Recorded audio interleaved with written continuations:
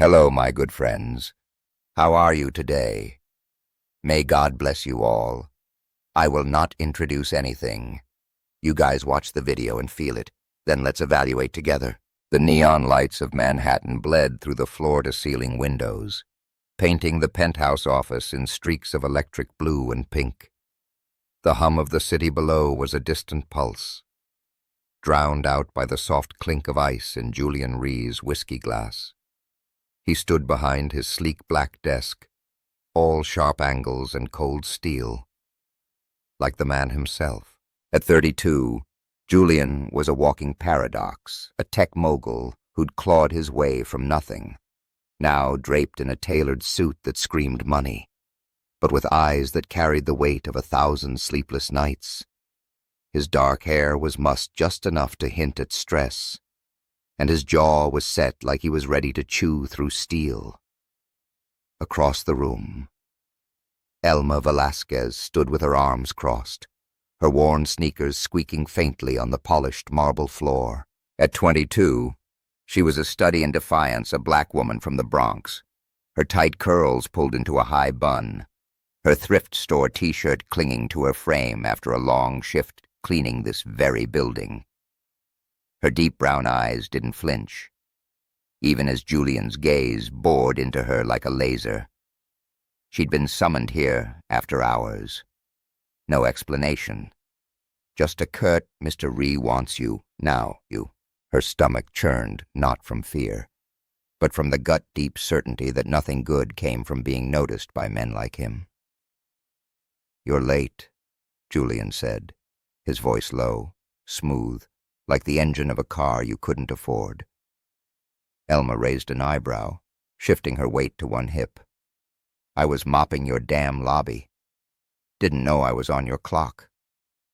His lips twitched, just a flicker, like he wasn't sure whether to be pissed or amused. He set the glass down, the ice rattling, and leaned forward, palms flat on the desk. "You're here because I have a problem, and you're gonna fix it," she snorted, uncrossing her arms. "Me? Fix your rich guy drama? You must be desperate. Desperate's one way to put it."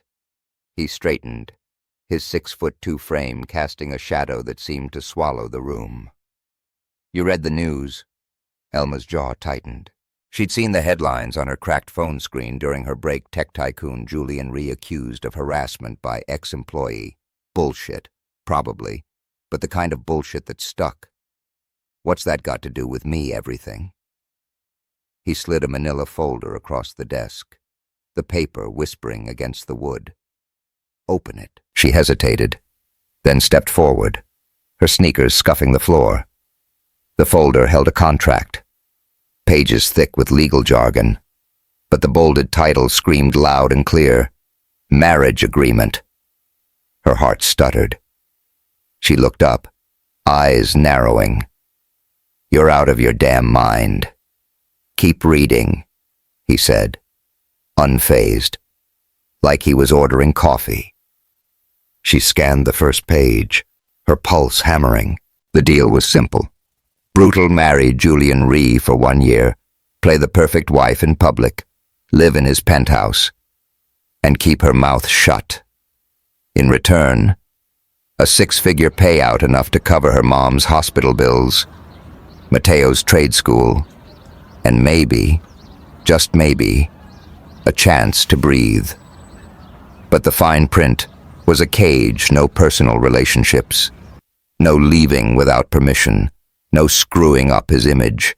She'd be his prop, his fix for a scandal that threatened to tank his company. She slapped the folder shut, shoving it back. "Screw this. I'm not your puppet." Julian didn't blink. He stepped around the desk, closing the distance between them, his polished loafers silent on the marble. He stopped just close enough for her to catch the faint scent of his cologne sandalwood, sharp and expensive. "You're not my puppet," he said, voice dropping lower. "But you're not stupid either. Your mom's drowning in medical debt. Your brother's one bad choice away from juvie. You really gonna walk away from this?" Elma's breath caught anger flaring like a match. You don't know shit about my family. I know enough. His eyes locked on hers, unyielding. But there was something else there, a flicker of calculation, maybe even respect. Sign it. Velasquez. You get your life back. I get mine. She wanted to slap him, to storm out and never look back. But the weight of her mom's oxygen tank, the sound of Mateo's voice cracking when he said he'd figure it out, anchored her to the spot. She clenched her fists, nails biting into her palms. If I do this, I'm not your toy. You don't own me. Deal, he said, too fast, like he'd expected her to cave. He handed her a pen, the metal cool against her fingers. Sign. Her hand shook as she scrawled her name, each letter feeling like a betrayal. When she looked up, Julian was watching her, his expression unreadable. Good, he said. Now we start. Start what she snapped, tossing the pen onto the desk. He didn't answer right away. Instead, he glanced at the door, where his assistant, Charlie, a wiry guy in his 50s with a permanent frown, stood waiting. Charlie, stay. She needs to learn the part. Elma's stomach dropped. The hell does that mean? Julian stepped closer, his shadow swallowing the neon glow. It means you're my wife now, at least on paper, and people need to believe it. His voice was calm, but his eyes were fire, daring her to back down. Kiss me. Her jaw dropped. You're fucking kidding. Do I look like I'm kidding? He tilted his head, a smirk tugging at his lips. Charlie's here to make sure it's convincing. Public's gotta buy it. So let's practice. Elma's heart slammed against her ribs. She glanced at Charlie, who looked like he'd rather be anywhere else. Then back at Julian. His smirk was gone, replaced by something darker, hungrier. She should have walked away. Should have told him to shove his contract where the sun didn't shine. But the money, the hospital bills, the chance to save her family, it held her there like chains. Fine, she muttered, stepping forward, her sneakers squeaking. Let's get this over with. Julian didn't wait. His hand shot out, fingers wrapping around her waist, firm but not rough, pulling her against him. The heat of his body hit her like a wave, his chest hard under the crisp white shirt. Her breath hitched as his other hand cupped her jaw, tilting her face up. The neon lights danced in his eyes, blue and pink flickering like a storm. Don't half-ass it, he murmured, so low only she could hear. Make it real. Before she could snap back, his lips crashed into hers. It wasn't gentle, wasn't sweet. It was raw, like he was staking a claim. His mouth was hot, demanding, tasting faintly of whiskey and sin. Elma froze for a split second, her hands hovering. Then instinct took over. She grabbed his shirt, fingers curling into the fabric, pulling him closer even as her mind screamed to push him away. The kiss deepened, his tongue brushing hers, sending a jolt down her spine. Her pulse roared in her ears, drowning out the city's hum, the ice in his glass, Charlie's awkward cough. All she could feel was the press of his hand on her waist, the scrape of his stubble against her skin, the way his breath hitched when she bit his lip, just hard enough to say, I'm not yours. The neon glow pulsed behind her closed eyelids, painting their shadows on the glass wall a tangle of defiance and desire. His cologne wrapped around her, woodsy and sharp, mixing with the faint sweat on her skin from her shift. Her body betrayed her, leaning into him, her fingers tightening on his shirt as the kiss stretched into something dangerous. something neither of them expected. She broke away first, shoving him back, her chest heaving, her lips tingled, her face burning. "That real enough for you?" she spat, wiping her mouth with the back of her hand. Julian didn't move. His eyes locked on her, dark and unreadable. His shirt was wrinkled where she'd grabbed it, his breath uneven. "Yeah," he said, voice rough. "That'll do." Charlie cleared his throat, muttering something about paperwork and bolting for the door. Elma glared at Julian, her heart still racing. "Don't ever pull that shit again." He raised an eyebrow, adjusting his tie. "You signed the contract, Velasquez. This is the game now." She turned on her heel, grabbing her backpack from the floor. "Then you better keep up. I'm not here to lose." She stormed out, the elevator doors hissing shut behind her. The city's pulse swallowed her footsteps, but she could still feel his lips, his hands, the way her body had wanted more. She shook it off, focusing on the cold night air. The subway ride back to the Bronx. She'd play his game, but on her terms, back in the penthouse. Julian stood alone, the neon lights casting jagged shadows across his face. He poured another whiskey, the ice clinking like a warning. He'd expected her to fold, to be just another problem he could buy off. But that kiss, damn. That kiss. It wasn't just convincing. It was fire, and it burned deeper than he'd admit. He glanced at the contract on his desk, her signature sharp and angry.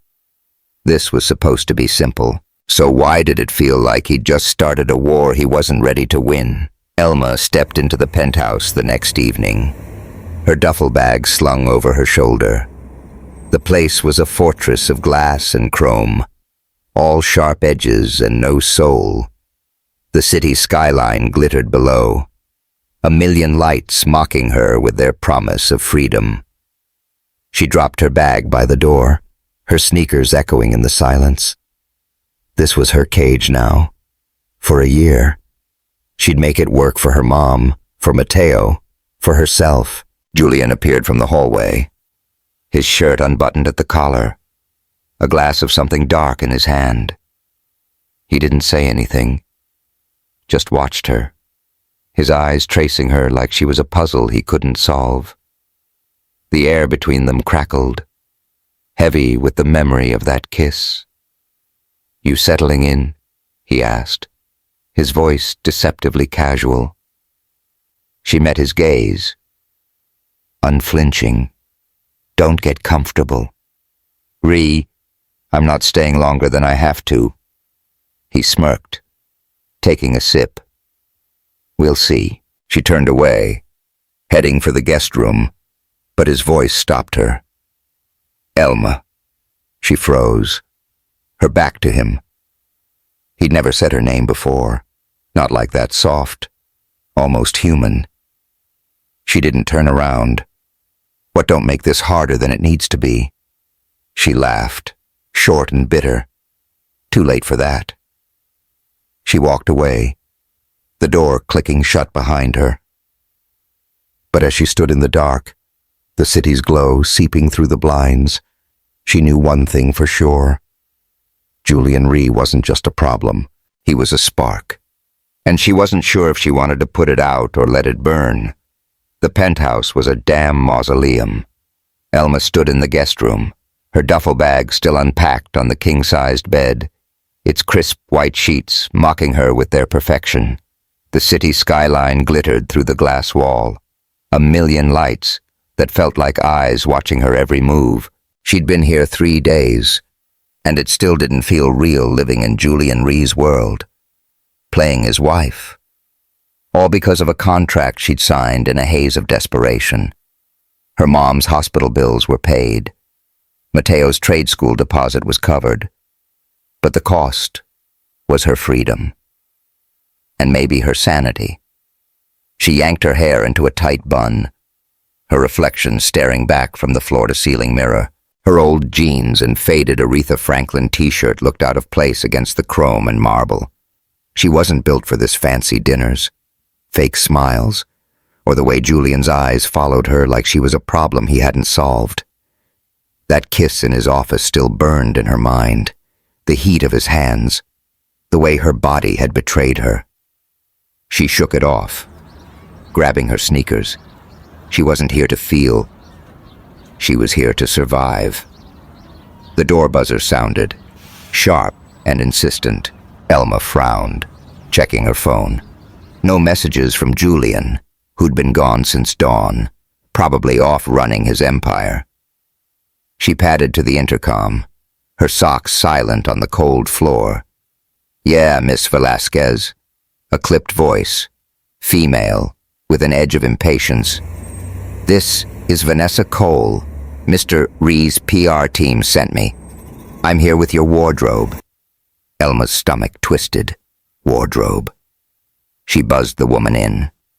And minutes later, Vanessa swept into the penthouse like she owned it.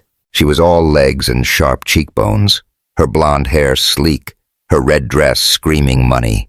A rack of gowns followed, pushed by a nervous assistant who looked like he'd rather be anywhere else.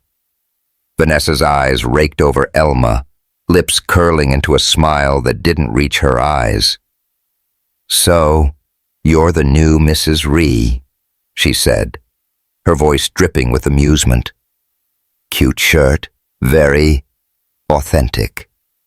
Elma crossed her arms, leaning against the counter. "What's your deal, lady? I didn't ask for a fashion show." Vanessa laughed, a tinkling sound that grated like nails on a chalkboard.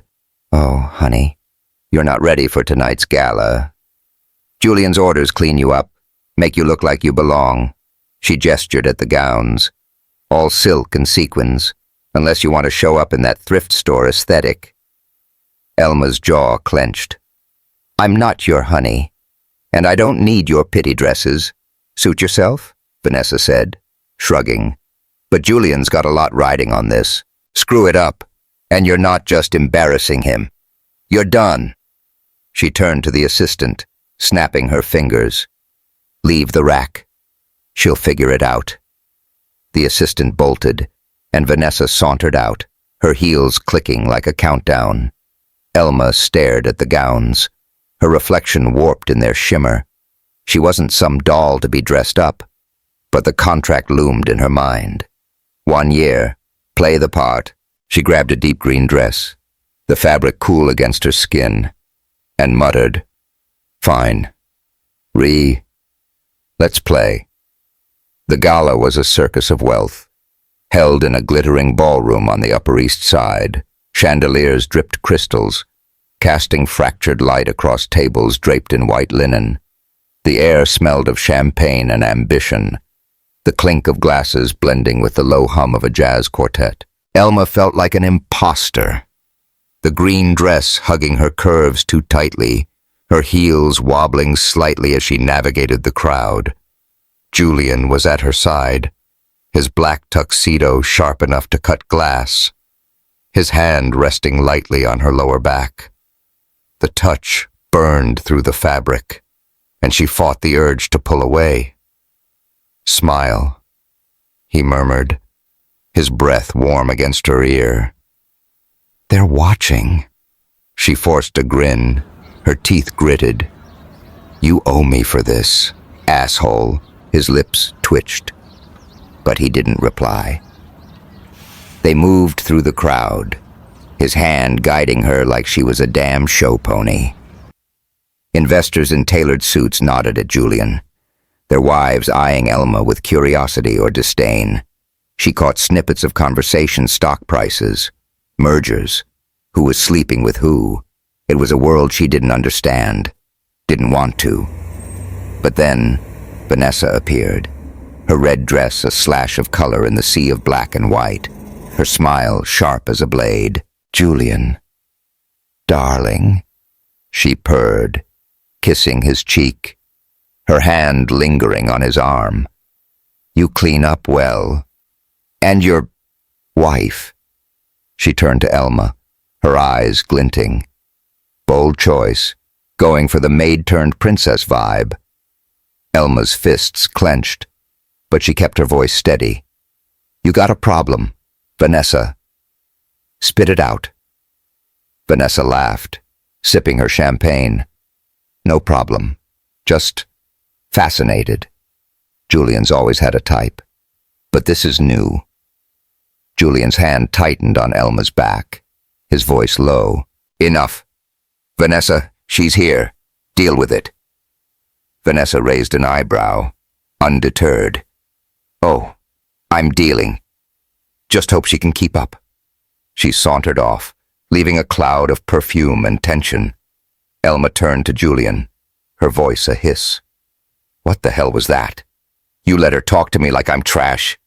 She's nobody, he said, his eyes scanning the room. Ignore her. Nobody. My ass. Elma snapped.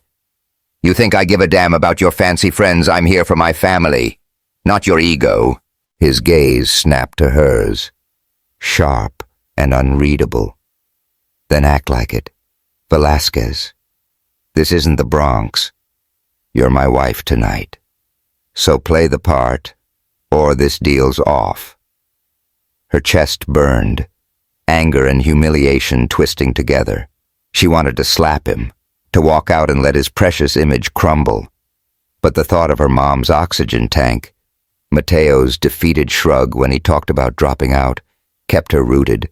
She swallowed hard, nodding once. Fine, but don't expect me to like it. The jazz quartet shifted to a slower tune, the saxophone's wail curling through the air like smoke. Julian's hand slid to her waist, his fingers firm. Dance with me, he said. Not a question. She stiffened. I don't dance. You do now. He pulled her onto the dance floor before she could protest, the crowd parting like they were royalty. The chandeliers cast golden flecks across his face, his eyes locked on hers, daring her to back down. Her heart pounded as he drew her close, one hand on her lower back, the other clasping her hand. The green dress shimmered under the lights, her skin warm against the cool silk. Relax, he murmured, his voice a low rumble, like thunder on the horizon. Follow my lead. Screw your lead, she muttered. But her body moved with his, their steps sinking to the slow, sultry rhythm. His hand pressed against her spine, guiding her through a turn, his fingers grazing the bare skin above her dress's neckline. The touch was electric, sending a shiver down her spine. She hated how her pulse quickened, how her breath caught when his thigh brushed hers. The saxophone wove through the air, its notes heavy, intimate, like it was playing just for them. You're not bad at this, he said, his lips close to her ear, his breath hot, the scent of his cologne sandalwood and something darker wrapped around her. Dizzying. Don't get used to it, she shot back, but her voice wavered. His hand tightened, pulling her closer, their bodies flush now. She could feel the heat of him, the hard lines of his chest under his tux. The lights blurred, the crowd fading, until it was just them, swaying in a haze of golden jazz. Her fingers curled into his shoulder, nails digging through the fabric, anchoring herself against the pull of something she didn't want to name. His lips brushed her temple, barely a touch, but it lit her up like a match. You're making this harder than it needs to be, he said, his voice rough, almost raw. She tilted her head, meeting his gaze, her eyes defiant. Good. You don't get to have it easy. For a moment. He didn't move, just stared at her, his eyes dark with something that wasn't anger, something that scared her more. Then Vanessa's voice cut through, sharp and mocking. Well, isn't this cozy? Elma jerked back, the spell broken. Vanessa stood at the edge of the dance floor, a champagne flute dangling from her fingers, The crowd's eyes were on them now, whispers rippling like a tide. Julian's jaw tightened, but he didn't let go of Elma's hand. "Walk away." "Vanessa," he said, his voice low. "Dangerous." Vanessa smirked, raising her glass. "Oh, I will. Just enjoying the show." She turned, her dress swishing, leaving Elma's cheeks burning with humiliation. Elma pulled her hand free, stepping back. "I'm done," she said, her voice shaking. "You want a performance? Find someone else." She pushed through the crowd, ignoring Julian's call, her heels clicking on the polished floor. The night air hit her like a slap when she reached the balcony. The city's pulse loud and chaotic below. She gripped the railing, her breath ragged, the memory of his touch still searing her skin. She wasn't his wife. Not really. So why did it feel like she was losing something she'd never had back inside? Julian stood by the bar, his whiskey untouched. The gala buzzed around him, but all he could see was Elma's face, fierce, unbroken. Even when Vanessa tried to tear her down, he'd pushed her too far. And that dance, damn, that dance. It wasn't supposed to feel like that, like she was under his skin, like he wanted more than a contract. He drained his glass, the burn doing nothing to dull the ache. This was a deal, nothing more. So why was he already chasing a woman who'd made it clear she'd rather burn his world down than join it? Elma caught a cab back to the penthouse, the driver's radio playing Nina Simone, her voice a bomb against the chaos in Elma's head. She kicked off her heels at the door, the green dress pooling on the floor as she changed into her old sweats. The city lights mocked her from the window, but she ignored them, curling up on the couch with her sketch pad. She hadn't drawn in months, not since the bills piled up. But her fingers moved now, tracing the outline of a man's face, sharp jaw, dark eyes, a smirk that made her want to punch him and kiss him all at once. She froze when she heard the door. Julian's footsteps were slow, deliberate, his shadow falling across the room. He didn't say anything, just stood there, his tux rumpled, a bottle of bourbon in his hand. The silence stretched, heavy with everything they weren't saying. "You left," he said finally, his voice low, almost accusing. "Yeah," she said, closing her sketch pad. "You got a problem with that?" He stepped closer, the bourbon bottle clinking against the counter as he set it down. "You're making this harder than it needs to be," she laughed, short and bitter. "Me? You're the one parading me around like a damn trophy. I'm not your toy." "Ree?" His eyes darkened, but he didn't snap back. Instead, he sank onto the couch, close enough that she could feel the heat of him. "I saw your sketch," he said, glancing at the pad. "You're good. Why'd you stop?" She stiffened, caught off guard. "Life stopped me. Not that you'd get it." He leaned back, studying her. "Try me." She wanted to shut him out, to keep her walls up. But something in his voice, tired, almost human, made her pause. She hugged the sketch pad to her chest, her voice soft. "It's not about stopping. It's about surviving." He didn't reply, just watched her, the city's glow catching the planes of his face. The air between them shifted, charged with something neither of them could name. She stood, ready to bolt. But his hand caught her wrist, gentle but firm. "Stay," he said. Not a command, not a question. She pulled free, her heart racing. "Don't push me, Julian. I'm not ready for whatever this is." He nodded once, letting her go. Fair enough. She walked to her room, the door clicking shut behind her. But as she lay in the dark, the memory of his touch, his voice, the way he'd looked at her, kept her awake. This wasn't just a contract anymore. It was a fire, and she wasn't sure she could outrun it. The penthouse was too damn quiet. Elma sat cross-legged on the living room floor, her sketch pad balanced on her knees, charcoal smudging her fingers. The city skyline glowed through the glass walls, a jagged mess of lights that felt like they were judging her. It was past midnight, and Julian was still out, probably at some boardroom or bar, sealing deals with men who'd never know the weight of a hospital bill. She hadn't seen him since the gala 2 nights ago.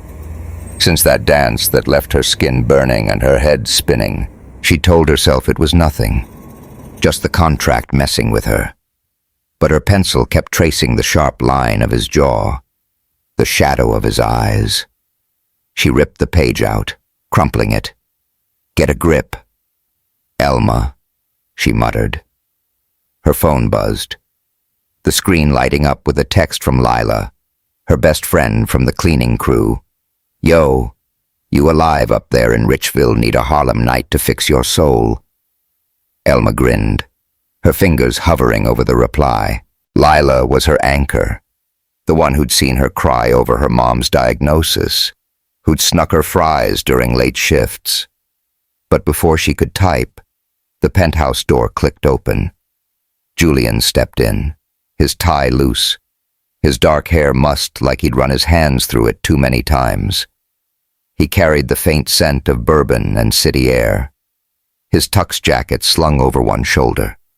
His eyes found her immediately, and for a second, the room felt smaller, the air thicker. "You're up," he said, his voice low, rough, like he hadn't slept either. "Couldn't sleep," she said, closing her sketch pad, her heart kicking up a notch. "You look like shit." He smirked, dropping his jacket on the couch. "Thanks. Long night." She raised an eyebrow, standing, her oversized t-shirt slipping off one shoulder. "What? Saving your empire from another scandal?" "Something like that." He moved to the kitchen, the clink of a glass against the counter echoing in the silence. He poured bourbon, the amber liquid catching the neon glow from outside. "You want one?" She hesitated, then shrugged. "Sure. Why not?" He slid a glass toward her, his fingers brushing hers for a split second. The touch was brief, but it sent a jolt through her, like static in a storm. She took a sip, the burn grounding her, and leaned against the counter, watching him. He was different tonight, less guarded, his shoulders slumping just enough to hint at exhaustion. "What's got you so messed up?" she asked, her voice softer than she meant. He didn't answer right away, just stared at the city through the window, his reflection sharp against the glass. "You ever feel like you're running from something, but it's already caught you?" She blinked, caught off guard. "Yeah, every damn day." She thought of her mom's oxygen tank, Mateo's angry silences, the dreams she'd buried under bills. "But you're Julian Rhee. What's catching you?" He turned, his eyes locking on hers, dark and unreadable. "You wouldn't get it. Try me," she said, echoing his words from the other night, her voice daring him to open up. He took a step closer, the bourbon glass dangling from his fingers. The kitchen was dim, the only light coming from the fridge's faint glow and the neon outside, casting blue streaks across his face. "My dad," he said finally, his voice low, like it hurt to say. "He built something. Same as me. Thought he had it all: family, empire, trust. Then his partner screwed him over. took everything. He died 2 years later. I was 18. Elma's breath caught, her fingers tightening on her glass. That's heavy. Yeah. He set his glass down, his hand brushing the counter, inches from hers. I swore I'd never let anyone take from me again. Built this. He gestured at the penthouse, the city from nothing. But it's never enough. She studied him, seeing the cracks in his armor for the first time. He wasn't just a hoggish billionaire. He was haunted, same as her. You think I don't get that, she said, her voice quiet but firm. My mom's fighting to breathe. My brother's one bad choice from a cell. I'm here, playing your wife, because I got no other way to keep them safe. You're not the only one running. His eyes softened, just a fraction, and the air between them shifted, heavy with something unspoken. He stepped closer, close enough that she could feel the heat of him, the faint scent of bourbon and cologne.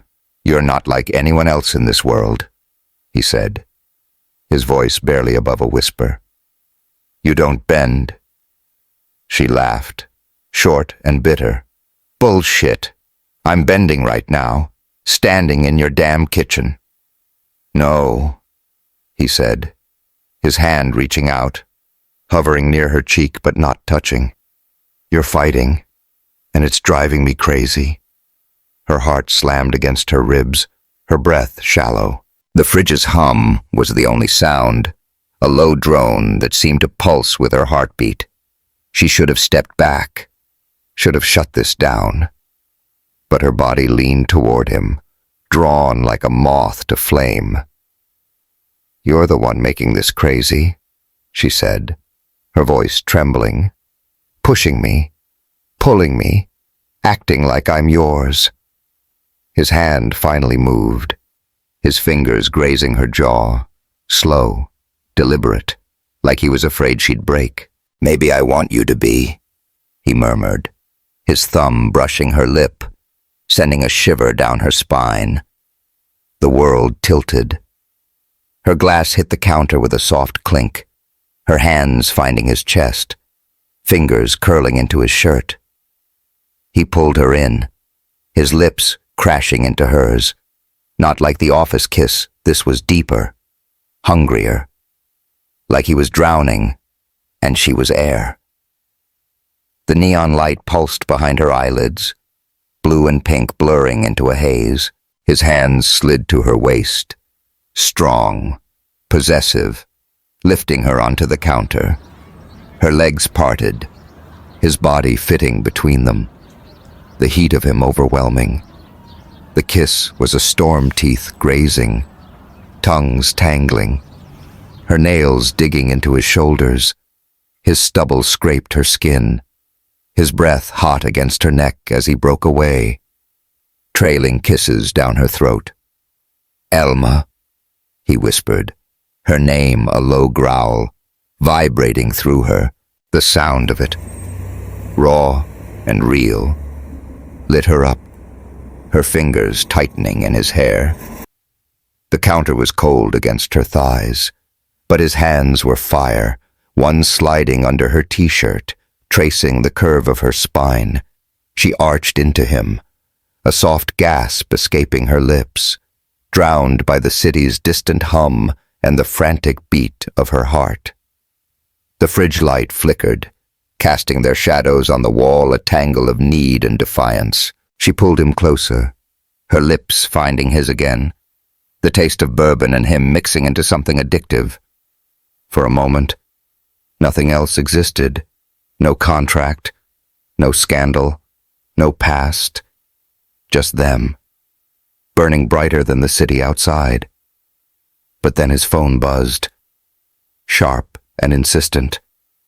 Shattering the haze, he froze, his hand still on her back, his breath ragged.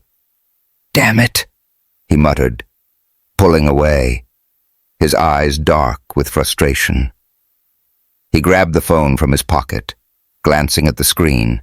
His face changed, the softness gone, replaced by something cold, hard. What Elma asked, sliding off the counter, her legs shaky, her voice hoarse. He didn't answer, just stared at the phone, his jaw tight. "Get your stuff," he said finally, his voice clipped. "We're done here." Her stomach dropped. The hell does that mean? He turned, his eyes meeting hers. But they were different now, distant, accusing. "Vanessa sent me something. About your dad. Luis Medina." Elma's blood ran cold. She knew that name. The one her mom never spoke. The one tied to a letter she'd found years ago, hidden in a drawer. "What about him?" she asked, her voice barely steady. "He's the bastard who ruined my family," Julian said, his voice low, venomous. "Took everything from my dad. And you?" He stepped closer, his eyes narrowing. "You knew, didn't you? Played me like a damn fool." Her heart cracked, anger flaring over the hurt. "I didn't know shit," she snapped, her hands shaking. "My mom said he was dead to us. I didn't even know he was your dad's partner until you started talking about it. You think I'd fake this?" She gestured between them, her voice breaking for what? "Your money. Screw you." "Julian." His face didn't change, but something flickered in his eyes. Doubt, maybe, or pain. "Get out," he said, his voice flat. "Now." She laughed, a jagged sound, grabbing her sketchpad from the floor. "You don't get to kick me out. I'm already gone." She stormed to her room, shoving her clothes into her duffel bag, her hands trembling. Before she left, she tore the sketch of him from her pad, the one she'd drawn tonight, his face soft, almost human, and left it on the counter. "Keep it," she said, not looking back. "Maybe it'll remind you what a prick you are." The elevator doors closed, the hum swallowing her footsteps. She didn't cry. Not yet. She'd save that for the subway, for the Bronx, for the world that made sense. Elma ended up at a dive bar in Harlem, the kind where the neon sign flickered and the jukebox played Billie Holiday like a prayer. Lila was there, her braids swinging as she slid a beer across the sticky table. "Girl, you look like you just fought a war," Lila said, her eyes narrowing. "What's up with Rich Boy?" Elma took a long swig, the cold, bitter taste grounding her. "He's an asshole. Thought I was playing him because of some shit with my dad. Kicked me out." Lila leaned back, whistling. "Damn, that's cold. But you're tougher than that penthouse glass. What's the plan?" Elma stared at the beer bottle, her fingers tracing the label. "I don't know. Mom's bills are paid for now. But Mateo's still a mess. And me." She laughed, bitter. "I was stupid enough to think he saw me, not just the contract." Lila reached across, squeezing her hand. "He saw you. Elma. That's why he's scared. Men like that. They don't know what to do with real." Elma managed a small smile, but it didn't reach her eyes. The jukebox shifted to a slower song, the saxophone curling through the air like a memory. She closed her eyes, seeing Julian's face, the way he'd whispered her name. She hated him. She hated herself more for wanting him still. Back in the penthouse, Julian stood in the kitchen, the bourbon bottle untouched. The sketch lay on the counter, Elma's lines capturing him in a way no mirror ever had vulnerable. Human. He'd fucked up. He knew it. But the text from Vanessa, a scanned document proving Luis Medina's betrayal, had hit him like a freight train. He'd built his life on never trusting again. And Elma? She'd slipped through his walls, made him want things he couldn't afford. He picked up the sketch, his fingers tracing the curve of his own face. Damn it. Elma, he muttered, his voice breaking in the silence. The city lights mocked him, their glow cold, empty. He'd pushed her away, but the truth was clawing at him. She wasn't the enemy. And losing her hurt more than he'd ever admit. The Bronx smelled like asphalt and fried onions, a gritty comfort that wrapped around Elma like an old blanket. She stood outside her mom's cramped apartment, the streetlights buzzing overhead, casting a sickly yellow glow on the peeling paint of the 3-story walk-up. It was 2 a.m. And the city was still awake, car horns blaring, a dog barking somewhere, the faint thump of hip-hop from a passing car. She'd left the Harlem bar hours ago, Lila's words echoing in her head. You're tougher than that penthouse glass. But right now, she didn't feel tough. She felt like she'd been gutted. Julian's words, get out, cutting deeper than she'd ever admit. Her duffel bag slumped against the stoop, her sketch pad poking out, the edges worn from too many nights of dreaming. She hadn't gone inside yet. Her mom would ask questions, and Elma wasn't ready to lie, or worse, tell the truth about the contract, the kiss, the way she'd let herself want a man who saw her as a liar. She pulled her hoodie tighter, the night air biting her skin, and sank onto the steps. The concrete was cold, grounding, a reminder of who she was, Elma Velasquez, not some fake trophy wife. Her phone buzzed, a text from Mateo, where you at Mom's asking. She sighed, typing back, outside, be up soon. She didn't have the energy to explain why she was back, why the penthouse Julian's sterile, glittering cage was no longer her problem. She leaned her head against the railing, closing her eyes, the memory of his hands on her waist, his lips on her neck, burning like a brand. Fuck you. Julian, she whispered, her voice swallowed by the city's pulse. Inside the penthouse.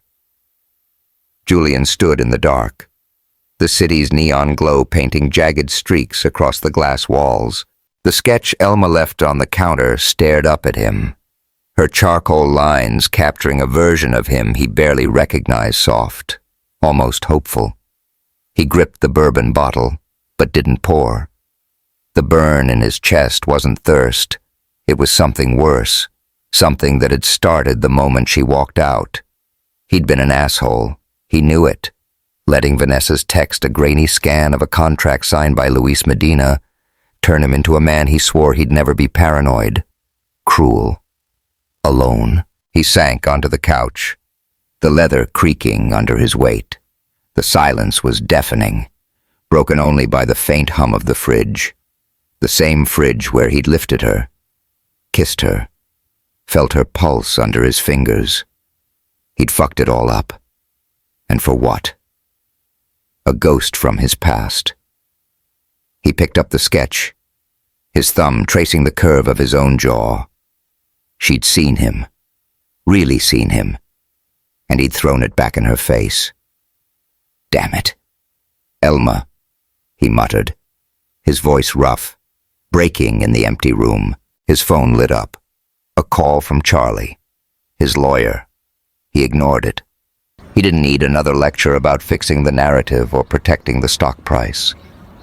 The scandal was still out there, the headlines screaming, but for the first time, he didn't care. All he could see was Elma's face, the fire in her eyes when she'd said, "I'm not him." He'd been wrong, and admitting it felt like swallowing glass. Elma woke to the smell of coffee and antiseptic, the hospital's fluorescent lights harsh against her eyelids. She'd crashed on the couch in her mom's apartment. But morning brought a call from the nurse. Her mom's condition had flared up. Another bill piling onto the stack. Now she sat by her mom's bed. The beep of the heart monitor steady but relentless. Her mom, Angela, looked smaller than ever, her dark skin ashen, her hands curled around the oxygen tube, but her eyes, sharp as ever, pinned Elma in place. "You look like hell, baby," Angela said, her voice raspy but warm. "What's got you so torn up?" Elma forced a smile, adjusting the blanket. "Just tired. Ma, work's been rough." Angela snorted, weak but defiant. "Don't bullshit me. Elma, I raised you better. Spill." Elma hesitated, her throat tight. She couldn't tell her about the contract, the penthouse, the way Julian's touch had made her forget who she was. "It's nothing," she said finally. "Just guy trouble." Angela's eyebrow arched. "Guy trouble? You since when?" "Since I was dumb enough to think he was different," Elma muttered, her fingers twisting the hem of her hoodie. "He's a prick, Ma. Thought I was using him because of some shit with Dad."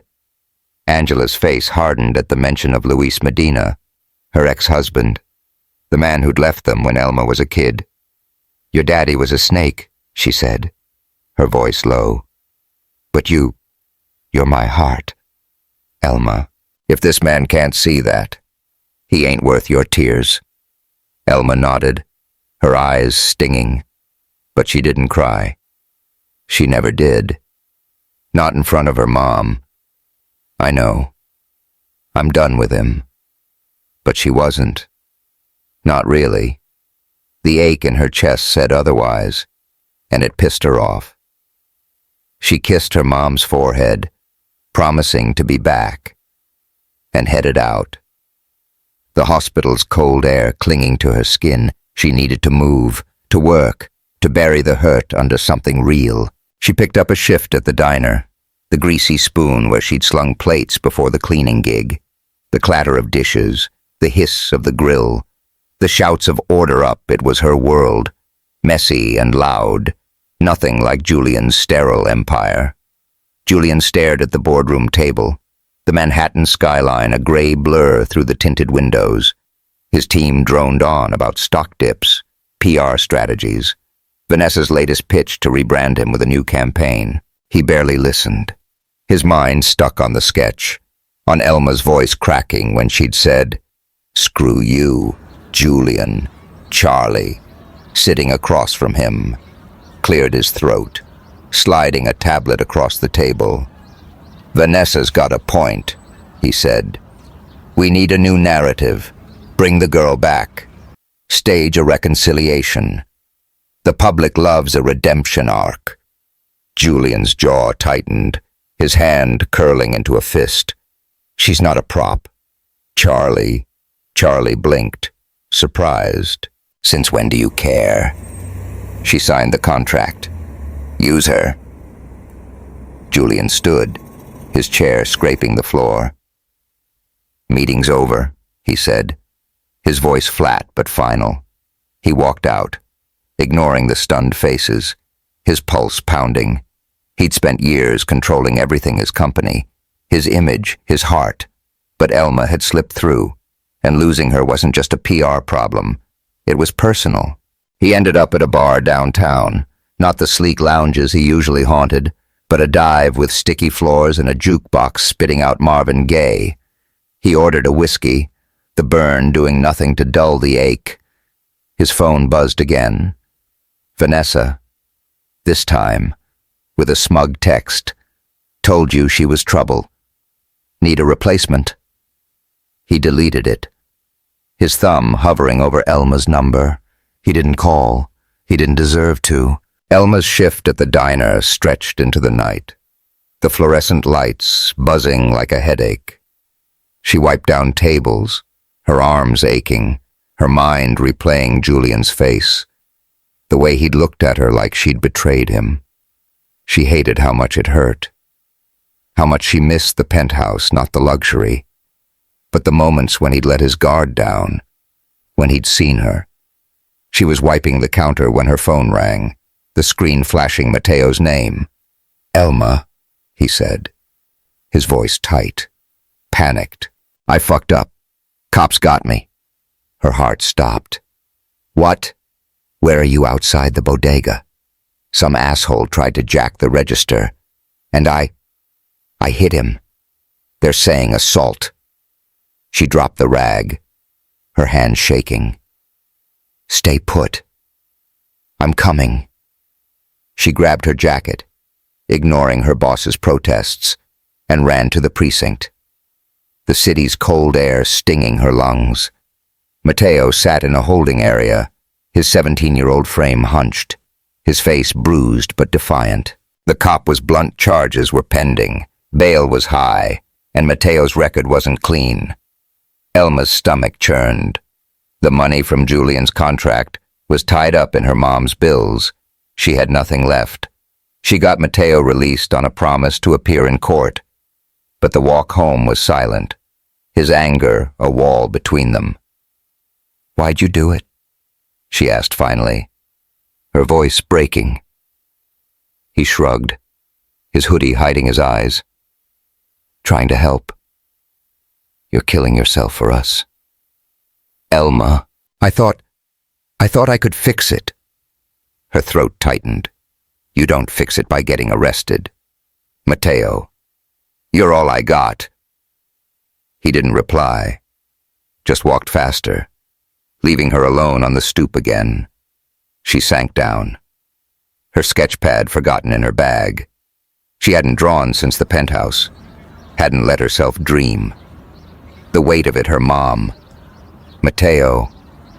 Julian crushed her, and for the first time, she let herself cry. The sobs quiet, swallowed by the city's noise. The next morning, Elma dragged herself to the diner, her eyes red, her body heavy. She was pouring coffee when Lila burst in, her braids swinging, her grin wide. "Girl, you gotta see this," she said, shoving a flyer into Elma's hands. It was for a small art show in the Bronx, a community event at a local rec center. "They're looking for local artists. Your name's on the list." Elma frowned, scanning the flyer. "I didn't submit anything." "Someone did," Lila said, winking. "Got a feeling it's your rich boy, playing Secret Santa." Elma's heart twisted, hope and anger colliding. Julian, after kicking her out. "No way," she said, but her fingers tightened on the flyer. "He's done with me." "Then prove him wrong," Lila said, her voice firm. "Show up. Paint. Be you." Elma stared at the flyer, the neon streetlights outside the diner casting a pink glow across it. She didn't know if Julian was behind it, didn't know if she could trust her heart not to break again, but the thought of painting, of reclaiming something for herself, sparked a fire she'd thought was dead. She nodded, tucking the flyer into her pocket. "All right," she said, her voice steady for the first time in days. "I'm in." Back in the penthouse. Julian sat at his desk, the sketch propped against a stack of contracts. He'd found the art show flyer in his assistant's email, a favor he'd called in anonymously, a way to give Elma something without asking for forgiveness he didn't deserve. He didn't expect her to show up, didn't expect her to ever look at him again. But as he stared at her drawing, the lines of his own face staring back, he knew one thing: he wasn't done fighting. Not for his empire, not for his pride, but for her. He picked up his phone, scrolling to her number.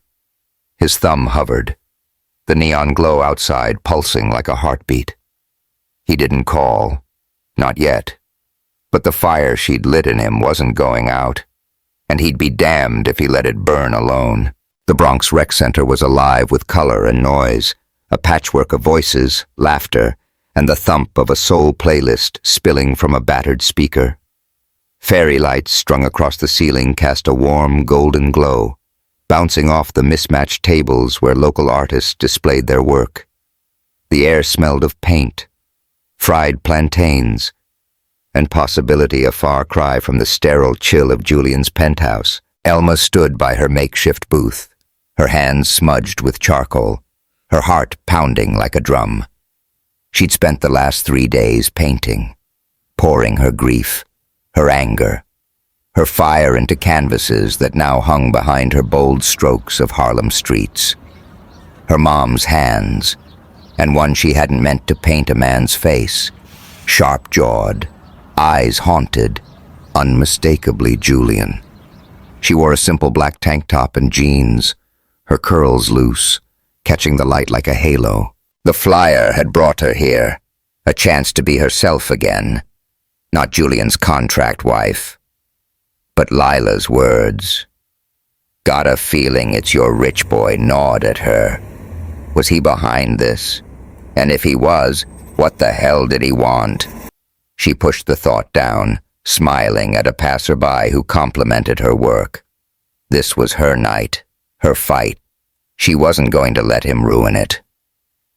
The crowd thickened, a mix of locals and art types, their voices blending with the Aretha Franklin track humming through the speakers. Elma was adjusting a canvas when Lila burst through, her braids swinging, a grin splitting her face. "Girl, you're killing it," she said, pulling Elma into a hug. "Told you this was your vibe." Elma laughed, the sound rusty but real. "Yeah, well, don't jinx it. I'm still waiting for someone to actually buy something." "They will," Lila said, nudging her. "But heads up, I saw some fancy-ass car outside. Bet you $10 it's your boy." Elma's stomach flipped, her smile fading. "He's not my boy," she said, but her eyes darted to the entrance, her pulse kicking up. She hadn't seen Julian since she'd stormed out, since he'd accused her of being her father's daughter. The hurt still burned, but so did the memory of his lips, his hands, the way he'd whispered her name like it meant something, before she could brace herself. The crowd parted, and there he was, Julian Rhee, out of place in his tailored black coat, his dark hair catching the golden light. His eyes found hers instantly, locking on like a missile, and the room seemed to shrink, the music fading to a dull roar. He moved toward her, slow, deliberate, the crowd's chatter falling away. Elma's hands clenched, her nails biting into her palms. "What the hell are you doing here?" she said, her voice low, sharp. He stopped a foot away, close enough that she caught the faint scent of his cologne sandalwood. Sharp, familiar. "I needed to see you," he said, his voice low, rough, like he'd been fighting himself to get here. She crossed her arms, her tank top shifting, revealing the curve of her shoulder. "You saw me. Now leave." He didn't move, his eyes searching hers, softer than she'd ever seen. "I was wrong," he said, the words heavy, like they cost him. "About you. About your dad. I fucked up. Elma. And I'm sorry." Her heart stuttered, but she held her ground, her voice cold. "Sorry doesn't cut it. Julian, you called me a liar. You kicked me out like I was nothing. You're not nothing, he said, stepping closer, his voice dropping. You're everything I didn't know I needed. And I was too damn scared to see it. The words hit like a punch, stealing her breath. The fairy lights flickered, casting shadows across his face, making him look younger, vulnerable. She wanted to shove him, to scream, but her body betrayed her. Leaning toward him, drawn by the heat in his eyes. You don't get to say that, she said, her voice shaking. Not after what you did. I know, he said, pulling a folded paper from his pocket, the contract, its edges worn. He held it up, his eyes never leaving hers. This was a mistake. Not you, not us, but this. He tore it in half, the rip loud in the quiet bubble around them, and let the pieces fall to the floor. The crowd murmured, heads turning, but Elma barely noticed. Her throat tightened, her eyes burning. What are you doing? She whispered. I don't want a fake wife, he said, his voice steady now, raw. I want you, Elma, for real. No contracts, no games, just you. Time stopped. The soul music swelled, Aretha's voice soaring, wrapping around them like a spell. Elma's hands trembled, her heart a war between fear and want.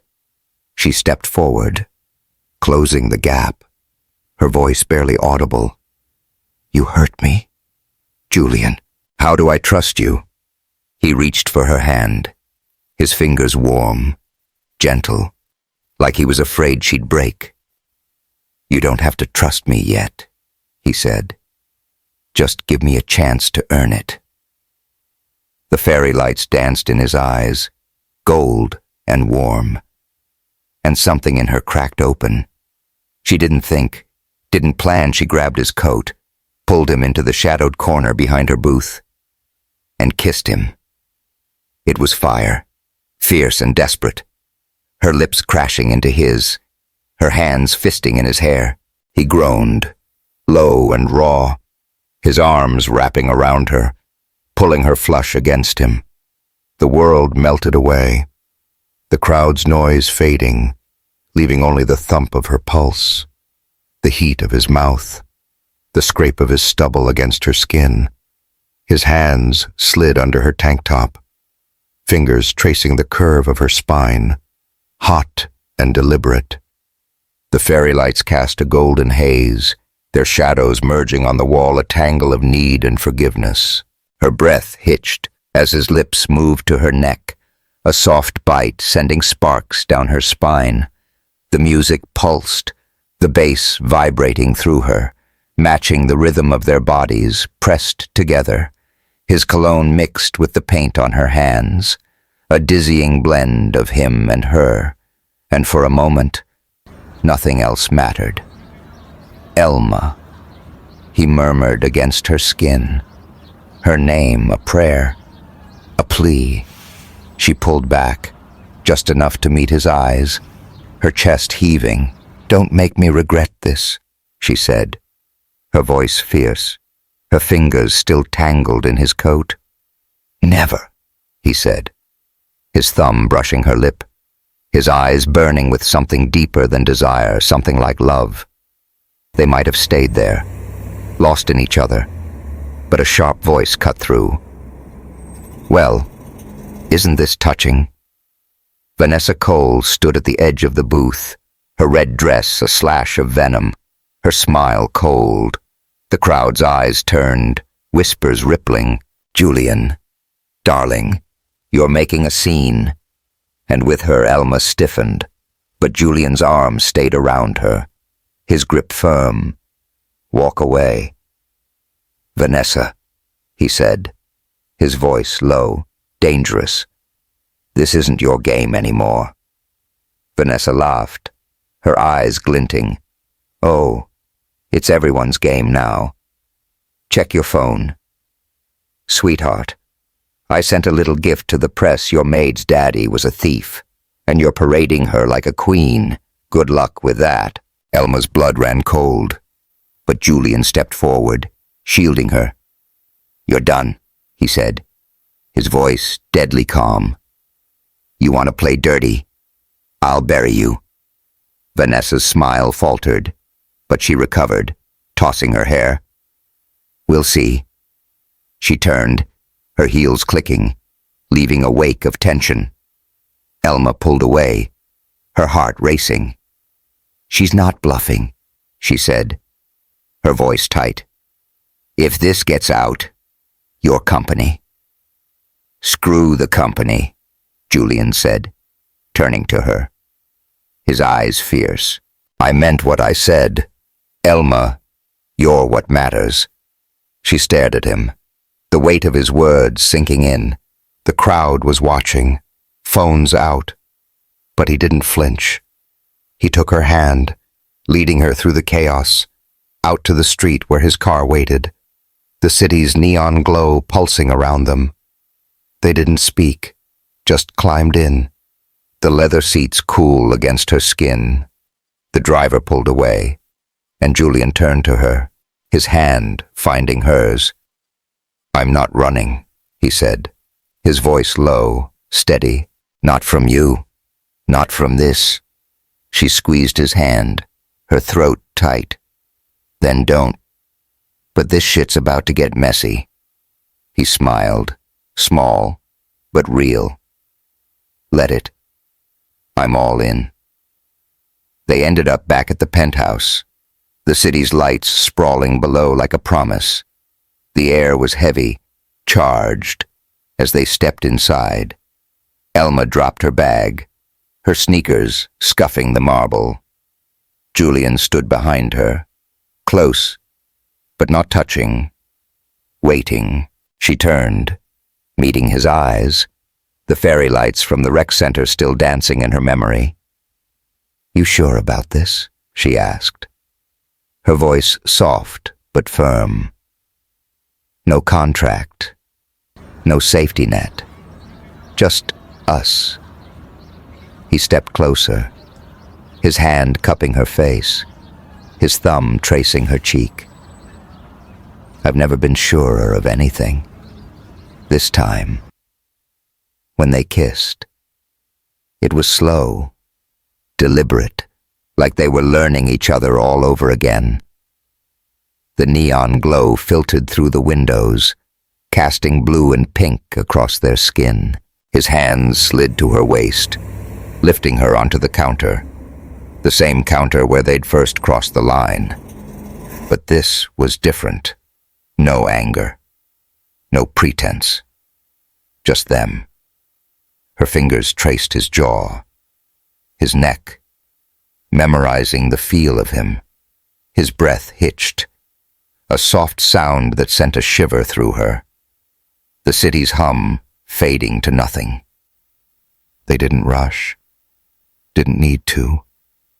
His lips found her collarbone, her shoulder, each touch a question, each sigh an answer. The paint on her hands smudged his shirt, a mark of her, of them, when they finally pulled back, breathless. He rested his forehead against hers, his voice a whisper. Stay, he said, not because you have to, because you want to. She smiled, her heart full, fragile, but alive. I'm here, Julian. For now, I'm here. They stood there, wrapped in each other, the city breathing below, and for the first time, it felt like enough. The penthouse was bathed in the soft pink and gold of a Manhattan dawn, the city's skyline stretching below like a canvas waiting for paint. Elma stood by the floor-to-ceiling window, her bare feet cool against the marble, a mug of coffee warming her hands. She wore one of Julian's old t-shirts, the hem brushing her thighs, the fabric soft and worn, smelling faintly of him sandalwood and something uniquely his. It had been 2 weeks since the art show. since Julian tore up the contract, since they'd chosen each other over the noise of the world. The memory of that night, the fairy lights, his hands, the way he'd said, "I want you," for real still hummed under her skin, a melody she couldn't shake. She glanced back at the living room, where Julian was sprawled on the couch, one arm flung over his eyes, his chest rising slow and steady. He'd stayed up late, sketching ideas for a new project with her, their pencils scratching in sync, their laughter filling the silence. It wasn't perfect, wasn't easy, but it was theirs. She smiled, small but real, and took a sip of coffee, the bitter warmth grounding her. For the first time in years, she felt like she could breathe. The city woke below, horns blaring, a distant siren cutting through the quiet. Elma's phone buzzed on the counter. A text from Lila Yo. "You still alive up there? Art show part 2 tonight, you in?" Elma grinned, typing back, "Hell yeah, save me a spot." Tonight was a bigger event, a collaboration between Bronx artists and a downtown gallery, her paintings front and center. She'd sold 3 pieces since the rec center show, enough to cover Mateo's court fees and start a savings account for her mom. It wasn't much, but it was hers, earned, not borrowed from Julian's world. Julian stirred, his voice rough with sleep. "You're up early." She turned, leaning against the window, the glass cool against her back. "Couldn't sleep. Too much on my mind." He sat up, his dark hair a mess, his gray sweatpants riding low on his hips. The dawn light caught the planes of his face, softening the sharp edges she'd once thought untouchable. "Good stuff or bad stuff?" he asked, rubbing a hand over his jaw. "Both," she said, setting her mug down. "Art show tonight. Mateo's hearing tomorrow. Mom's got a new doctor. And you."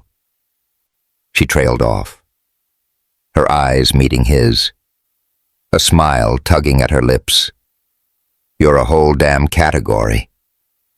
He laughed, low and warm, standing to cross the room.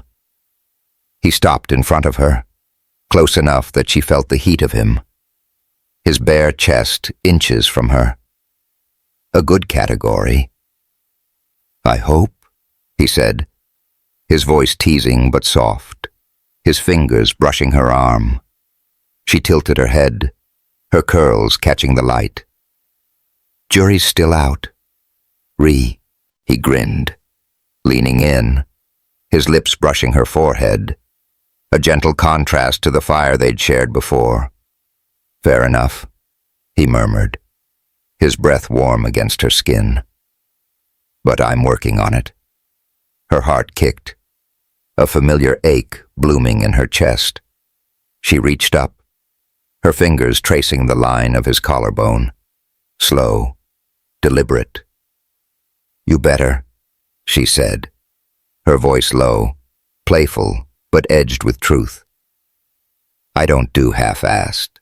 His eyes darkened, a spark igniting, and before she could blink, he pulled her against him, his hands sliding to her waist, lifting her onto the counter.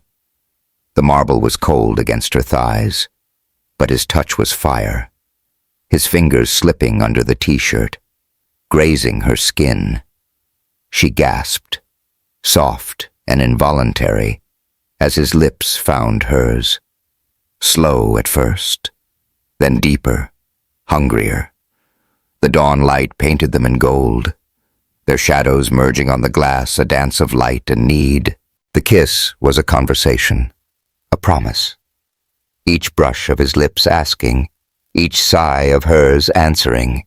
His hands roamed, one tangling in her curls, the other pressing against her lower back, pulling her closer. The city's hum faded, replaced by the rhythm of their breaths, the soft creak of the counter, the faint rustle of fabric as her t-shirt slid higher. She hooked her legs around his waist, her nails grazing his shoulders, leaving faint marks that felt like a claim. His lips moved to her neck, a soft bite sending a shiver through her, the sound of his low groan vibrating against her skin. "Elma," he whispered, her name a prayer, raw and reverent. The pink light caught the sweat on his brow, the intensity in his eyes, and she felt it the shift from desire to something deeper, something that scared her as much as it thrilled her. She pulled back, breathless, her hands framing his face. "Slow down, cowboy," she said, her voice shaky but smiling. "We got time." He rested his forehead against hers, his breath ragged, a smile tugging at his lips. "Yeah," he said, his voice rough. "We do." They stayed there, wrapped in the quiet, the city waking around them. Her fingers traced slow circles on his chest, his heartbeat steady under her touch. It wasn't just physical. Not anymore. It was surrender. A choice to stay, to build something real. The art show that night was electric, held in a converted warehouse in the East Village, its brick walls lined with graffiti and string lights. The crowd was a mix of Bronx locals, downtown hipsters, and gallery types in overpriced blazers, their voices a chaotic hum over a Nina Simone playlist. Elma's paintings hung in a corner, bold and unapologetic, drawing eyes and whispers. She stood by them, in a black dress Lila had lent her, the fabric hugging her curves, her curls loose and wild. She felt alive, grounded, like she'd finally claimed a piece of herself. Julian was there, not as a shadow, but as a partner, his hand brushing hers as they moved through the crowd. He'd insisted on coming, not to control, but to support. And when a buyer offered 5 figures for her Harlem street scene, he didn't step in, just watched her negotiate. A proud glint in his eyes. "You're a badass," he murmured later, his lips close to her ear, the music swallowing his words from everyone but her. She grinned, nudging him. "Damn right. Don't forget it." Lila swooped in, a beer in hand, her grin wide. "Look at you, shining. Told you this was your thing." She glanced at Julian, her eyes narrowing playfully. "You behaving? Rich boy." Julian raised his hands, smirking. "Trying my best." "Good," Lila said, winking at Elma. "Keep him in line." The night wasn't perfect. Vanessa had made good on her threat, leaking a story about Elma's father to a tabloid, but Julian's team had shut it down, spinning it as old news.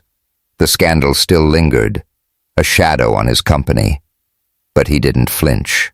When a reporter cornered them, asking about the maid-turned-muse, Julian cut them off, his voice firm.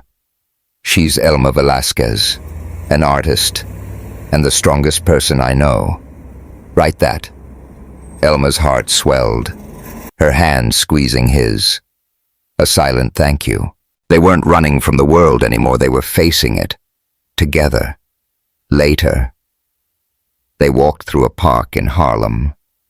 The air cool, the streetlights casting long shadows.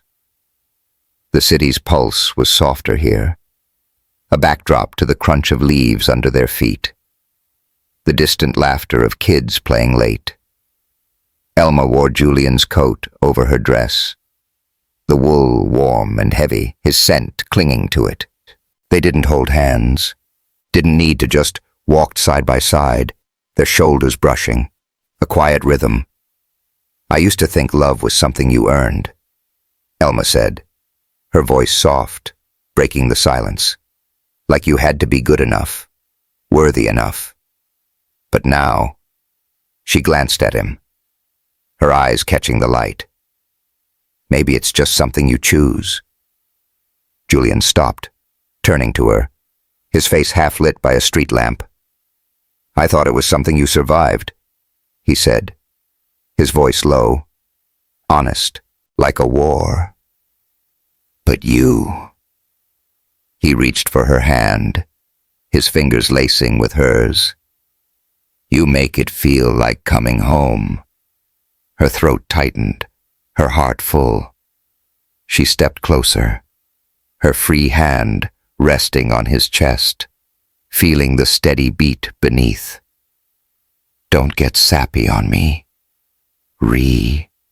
she said, but her voice cracked, betraying her. He smiled, leaning down, his lips brushing hers, soft but sure. Too late, he murmured, kissing her again, deeper this time. The park's quiet wrapping around them. The streetlight flickered, casting a warm glow, their shadows blending into one. It wasn't a grand gesture, wasn't a movie moment, just them, choosing each other in the mess of the world. When they pulled back, she rested her forehead against his, her breath mingling with his. We're gonna crash and burn, aren't we? She said, half joking, half scared. Maybe, he said, his thumb brushing her cheek. But damn, it's worth a shot. She laughed, the sound bright, free, and for the first time, she believed it. They walked on, the city breathing around them, a new beginning unfolding with every step. Back at the penthouse, they didn't sleep. They sat on the floor, surrounded by Elma's sketches and Julian's design plans, their ideas spilling over like wine. She drew a mural concept for a community center. He sketched a building to house it, their pencils moving in tandem. At one point, he reached over, smudging charcoal on her cheek, and she retaliated, laughing, painting his nose with paint.